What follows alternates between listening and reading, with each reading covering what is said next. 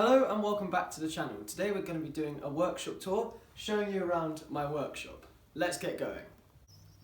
So we're going to start in a timber store of my workshop. So here we've got sort of all of my offcuts. So you've got your bits of wild mango, some beech in here, some rosewood, and in here we've got sort of softwood. So you've got things like your pine, CLS, sort of that sort of stuff. So just general building timbers, and the same here. These are just longer bits.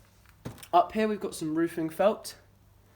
Here we've got sort of your oak pieces, so we've got some really nice bits of laminated oak here, you can just see they're glued up. And then we've got these thin sort of 10, 12 mil nice bits of oak. Got some sort of square stock here, some flooring tiles, and then we just, general bits of wood behind here. So you've got some more bits of pine, as you can see here. Lovely bit of coconut here, and then we've got bigger bits of wood, so you've got some beech, some poplar, and all that sort of stuff. And then behind here there's some oak again. It's just my general sort of everyday timbers that I'm going to be using, and I like to try and keep this as tidy as I can, but to be honest it does end up getting messy quite often, so I do need to try and design maybe some shelving or something like that, but that's something to look into for the future. So this is my hand tool workbench that I restored. If you're interested in watching that video, I'll leave a link on the top.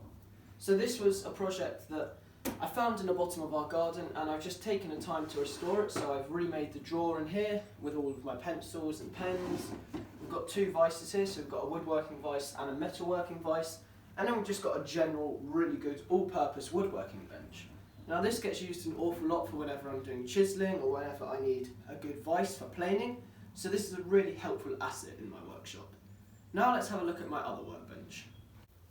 So this is just a general workbench in my workshop. It's more a storage sort of shelving system than anything else. So if we start on the bottom here, we've got my clamps, my tripods and my fire extinguishers in this section. And then over here we've got this fold down bed. Unfortunately it doesn't really fit anywhere in the house, so it just has to stay in here. It's not too big of a deal because I can put stuff behind it, and I built this workbench to suit it, so it's the right height for it. Over here we've got sort of my drills, my power tools, so all of that sort of stuff. And then down the bottom we've just got general exercise stuff. On the top we've got my router table with my Amazon smart speaker, which I use quite a lot in here. I said smart speaker, so hopefully it won't set anyone's off. But this is just really nice to be able to listen to some music when I'm working in here.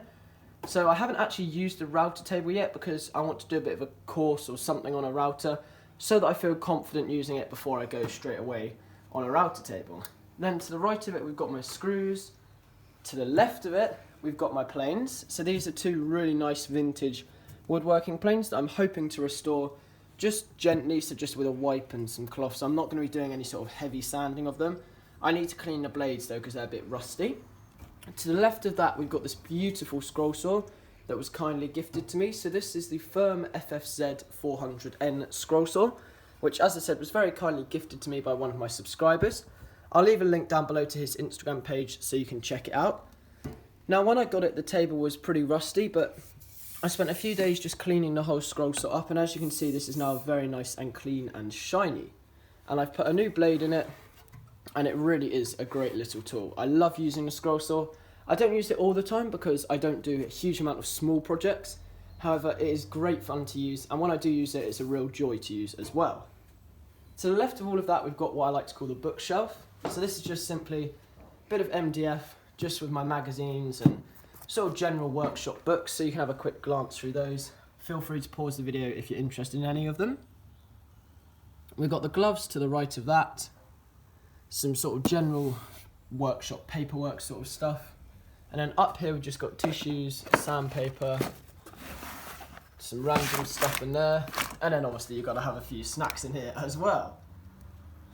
Above all of that, this is my finish cabinet, so I'll open up all of these so you can have a good look in there.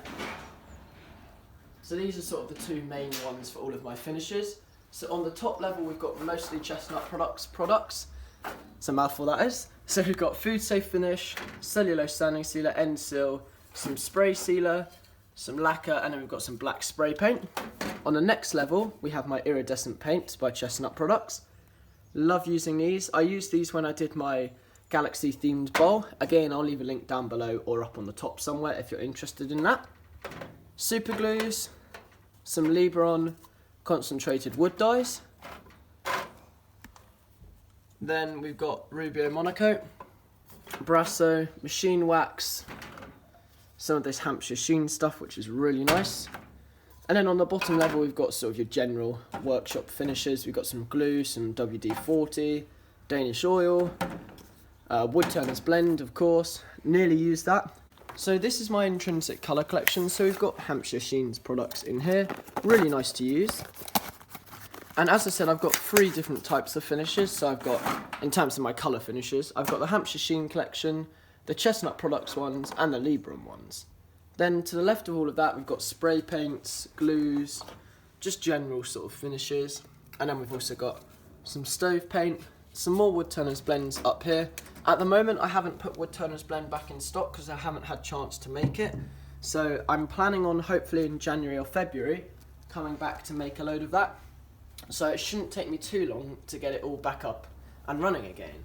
Then we've got tapes, boiled linseed oil, some Carna crystalline wax, which is super shiny, and then we've got some spray diffusers, which I'm yet to use, but hopefully we'll be using in a project not too long from now. And then in the last cabinet, we've just got sort of your car stuff. So we've got some, I think this is, yeah, shampoo and wax, de-icer, WD-40, antifreeze, and then just some random stuff on a top shelf. So that's basically it in terms of my finishing section, and it's all stored in this nice metal cabinet which is lockable. Again, I found this in the shed at the bottom of the garden, and it's really nice to be able to have everything up out of the way on a shelf, easy to use. So this here is my wood shelf, so mostly wood turning blanks, but up the top I've got a lawnmower engine, some general wood blanks. Up here I've got all my screws. There's about 20,000 screws there, all different sorts, all the way from sort of your 12mm screws up to your 70mm screws, and all sorts of different diameters. Here we've got all of my general wood turning blanks, resin projects, and yeah, just blanks. Here we've got half projects that I haven't finished. I need to finish them at some point. I don't know when I will, but it's a project for another day. And then we've got sort of your spindle blanks. We've got loads and loads of spindle blanks here. Babinga, cherry, beech, sapele, oak, all sorts of lovely stuff there.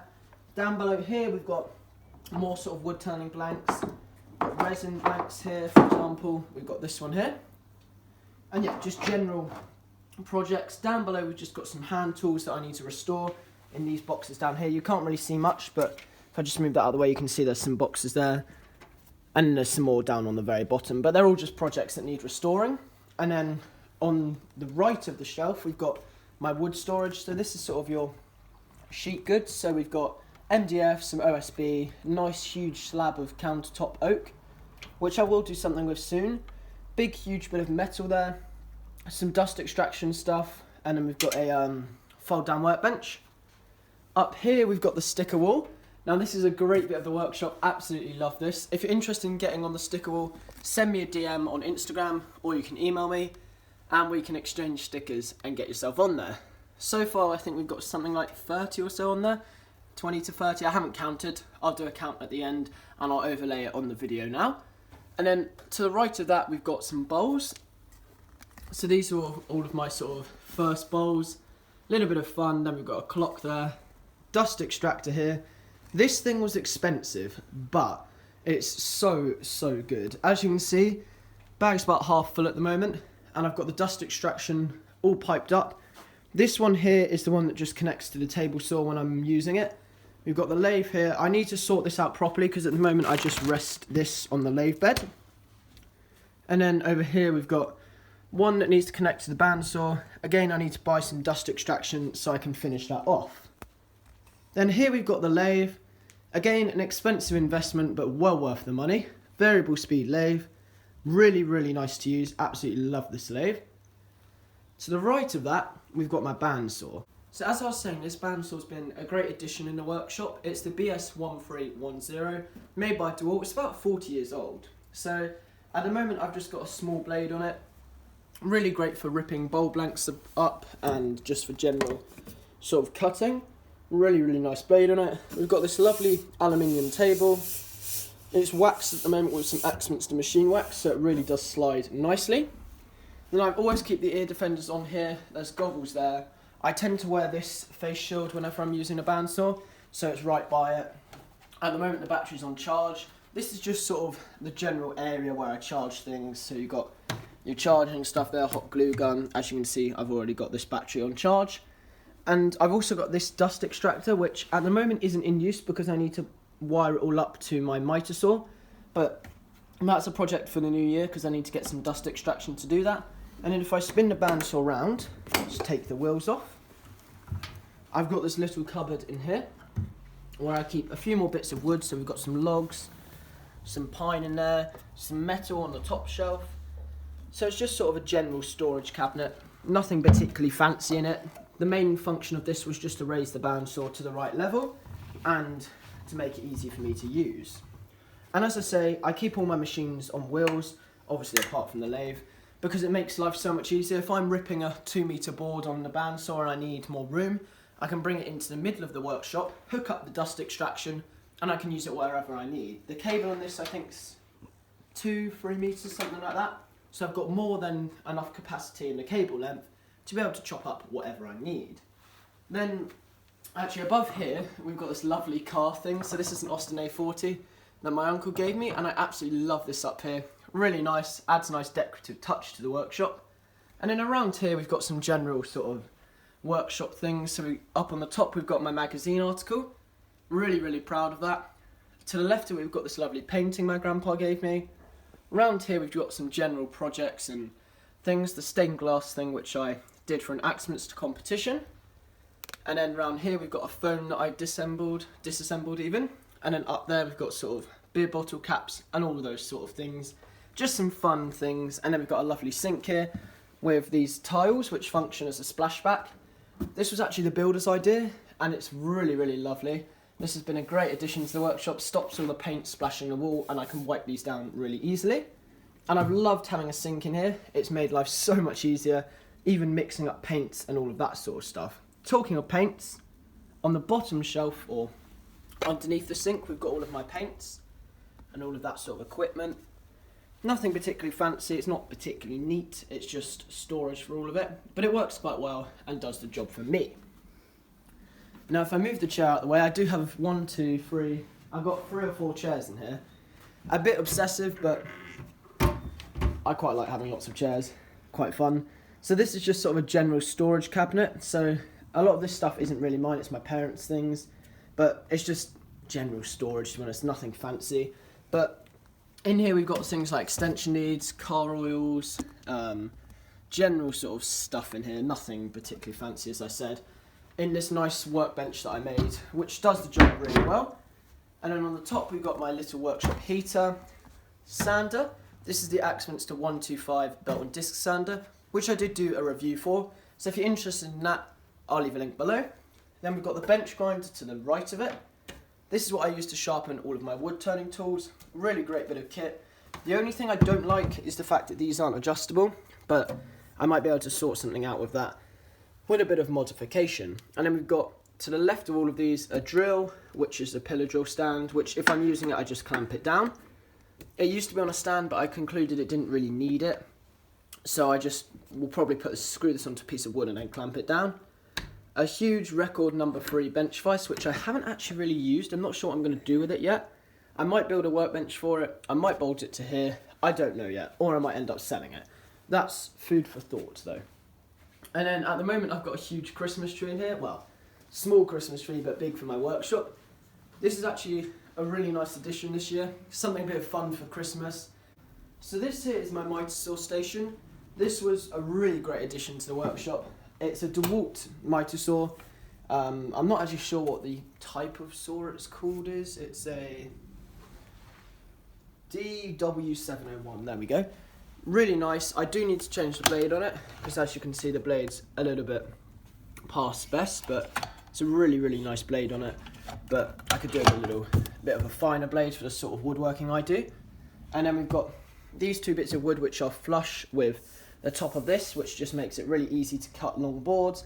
Then we've got the fence here. We've got a variety of different clamps and stop blocks so that I can clamp those onto there, butt the piece of wood up against there, and then cut pieces to repeat them to the same measurement. So for example, if I wanted them all at a meter, say that's a meter, clamp that down there with one of these, for example, and then I can just repeatedly cut a meter length every time. So this is really nice to be able to make repetitive cuts that are all the same. And then we've got sort of your bandsaw blades up here. I made this as a little bit of a project. It's quite good. And then I've got sort of manuals here for different machines and all that sort of stuff. This is just blade storage in general. Up here we've got more organisers just for general sort of stuff. I'm not going to go through all of these, but you can get the idea. And then in here, likewise, we've got sort of all random stuff in here, magnets. Don't actually know what's in all of these. Just lots of different odds and ends. Some, what are these things called? Screwdriver bits. My rechargeable floodlight, which is quite good. Nice to have when it's dark. And then I'll move on to some of the drawers now. So I'll start over at the far end. So on the top shelf here, we've got leatherworking equipment. I will finish that leatherworking series at some point. Then we've got all of these beautiful, I think they're mahogany drawer fronts and drawer pieces, which I've now ripped all of the tongue and groove bits off of. I did that yesterday. Took me about 20 minutes to rip them all down, which wasn't particularly long, to be honest. So they're really nice. Can't wait to do more projects with them. The top shelf, we've got sort of general pens, pencils, bits of workshop equipment. This lovely UJK level box. My favourite tape measure, the 3 meter Stanley one. Really nice tape measure to use. They're cheap, they're really, really accurate, and just really, really well built. Next shelf, we've got sort of turning chisels. These are the bigger ones that don't really fit very well on the lathe. These are, I think, Robert Sorby ones, yeah. Then we've got these beautiful screwdrivers. These are really, really nice. These are Wera, or Wera, however you say them, screwdrivers. They're expensive, incredibly expensive, but I do think they're worth every penny. They're a lot more accurate than, or not accurate, they're a lot better made than the cheaper ones, and they really are really nice to use. And then we've got some old-fashioned drill braces. And then on the last one, this is just general hand tools. It's a little bit messy, but I know where stuff is in it, and that's all that really matters. And you have to be careful because there are chisels in here and all of that sort of stuff, but as you can see, there's a variety of different hand tools in there. Club mallet, loads and loads of different tools. I do need to organise this better. Again, a job for the new year. Marking gauge, hammers, pliers, chisels, screwdrivers, mallets, all of that sort of stuff. But it does the job. To the right of all of that, we've got my car cleaning stuff and towels and cloths in case there's spillages. Then we've got more sheet goods. These are sort of what I like to call my smaller, more scrappy bits. So we've got MDF, chipboard, plywood. We've got some gloves here. I just have the gloves there because they're nice and tidy, stay out of the way of the dust. Some lab coat sort of things there. These are from when I was a kid, but I can't get rid of them. I just don't want to, so they stay there. They don't get used very often. I use them if I'm spray painting stuff. Then we've got dust sheets, and of course all the bits of wood fly out, and a dartboard which I will put up at some point. Then across from there, we've got my toolboxes, just general stuff in there. It's not even like really workshop stuff. There's just odds and ends in there, if I'm being honest. Some of those pine bed slats, I think that, yeah, bed slats. Don't know why I'm keeping so many of them, but they'll get used at some point. I know I've got wood all over the place, but I'm trying to keep it sort of organised enough so that I know where it all is. Underneath that, we've got a project I need to repair for my nan, and then we've got absolutely tons of HDPE. So this is all bottle caps that I've been chopping up. I think there's a few kilograms of it here. Loads of bottle caps. These are the ones I need to sort. In all of these, what do you call these? Ice cream tubs. We've got bottle caps. So for example, don't know how well you can see in there, but there's Oasis bottle caps in there. There's all different colours of plastics in there. They're all HDPE, so they're safe for me to use. In there we've got your green milk bottle caps, and then we've got all coloured ones in this organiser. So that's hopefully going to happen if I get a panini press, which I'm hoping to get soon.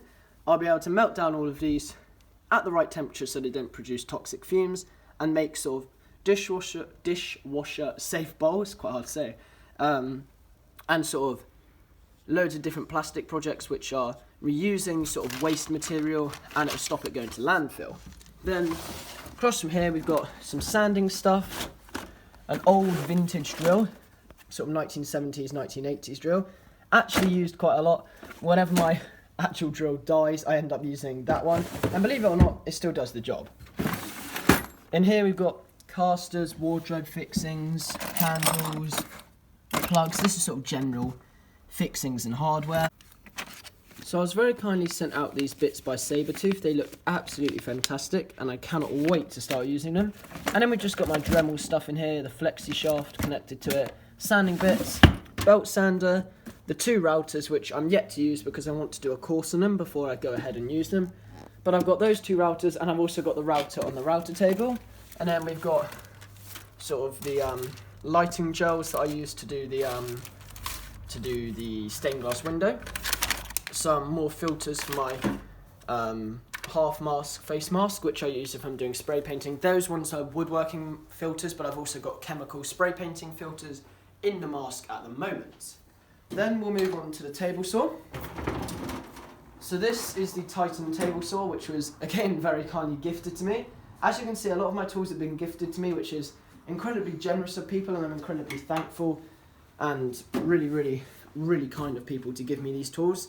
So this was actually given to me by a woodworker.